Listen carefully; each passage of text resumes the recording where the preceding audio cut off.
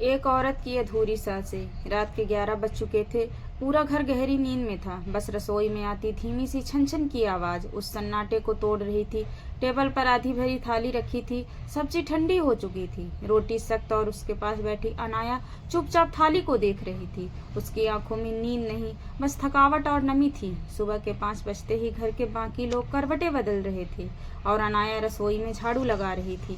Gas पर दूध चढ़ चुका था। सास के लिए चाय बना रही थी। बच्चों के लिए टिफिन में आलू के पराठे बनाए जा रहे थे और पति रोहन का शर्ट प्रेस हो रहा था। इतनी देर क्यों लगा दी? माँ जी की चाय ठंडी हो गई। सास के ये शब्द रोज की तरह उसके कानों में पड़े।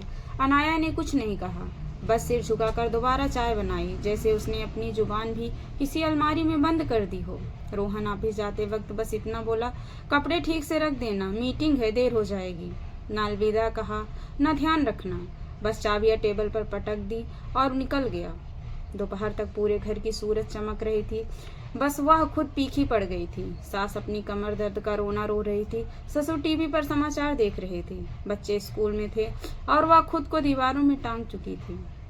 थकान उसकी उंगलियों में उतर आई, पर फिर भी उसे सबके खाने की तैयारी की। जब खुद खाने बैठी तो सब्जी ठंडी और रोटी सूखी थी। उसी वक्त दरवाजे की घंटी बजी। पड़ोसन माधवी दीदी थी। अरे अनाया, तू तो दिन भर काम में घुसी रहती है, कभी अपने लिए भी वक्त निकाल लिया कर। अनाया ने मुस्कुराने की कोशिश की। वो वही मुस्कान थी जो चेहरे पर होती है, परंतु दिल में नहीं। समय मेरे हिस्से में बस झाड़ू और बर्तन लिखे हैं दीदी, उसने धीरे से कहा। शाम को जब बच्चे लौटे तो उनके लिए दूध, स्नैक्स और होमवर्क का पहाड़ तैयार था। रोहन आया तो फोन पर किसी से हंस कर रहा था। आज ऑफिस में बहुत काम था? अनाया ने पूछा। वह बोला, हाँ थक गया हूँ, और सीधे टीवी ऑन कर दिया। अनाया कुछ कहना चाहती थी कि मैं भी थक गई हूँ रोहन, पर उसने होठों को चुप करा दिया, क्योंकि उसे मालूम था उसके थकने का हक इस घर में किसी ने दिया ही नहीं। रात गहराने लगी। बच्ची सो चुके थे। सास ससुर अपने कमरे में। अनाया अभी भी रसोई में थी। गैस बंद कर रही थी, सिंक साफ कर रही थी, अगले दिन की सब्जी काट रही थी। अचानक उसका सिर चकराया। उसने दीवार का सहारा लिया। गला सूख गया था, आंखें भारी हो गई थी। वो कुर्सी पर बैठ गई और पता ही नहीं चला कि उसकी आंखें लग गई। रात के करीब 2 बज रहे। रोहन की नींद खुली। रसोई की लाइट जल रही थी। वह झुझलाया, ये अभी तक क्या कर रही है? वो वहां गया तो देखा अनाया सिर झुकाए बैठी है, बिल्कुल स्थिर। अरे अनाया, सो गई क्या?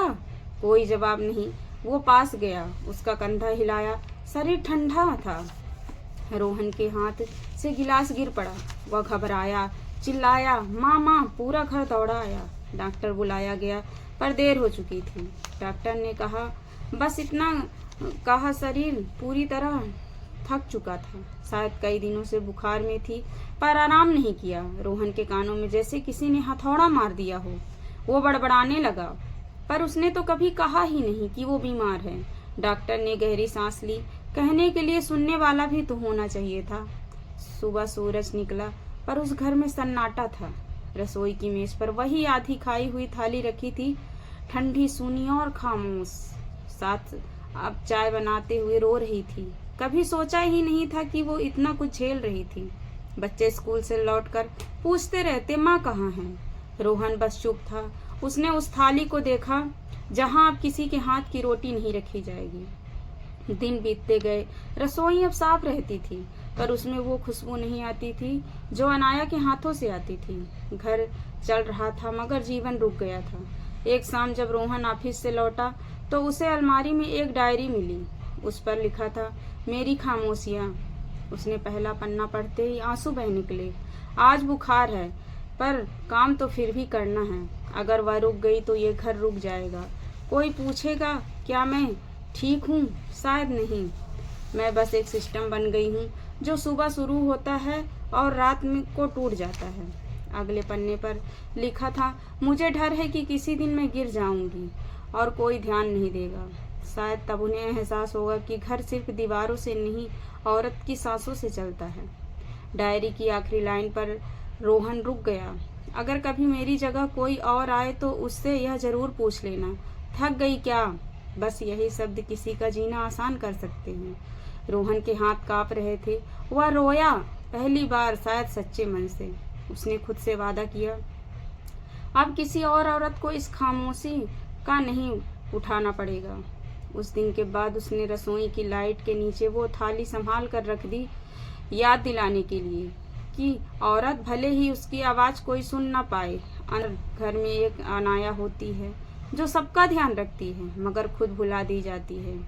वो बोलती नहीं है पर उसके हाथ, उसकी आंखें और उसकी थकान रोज चीखती हैं।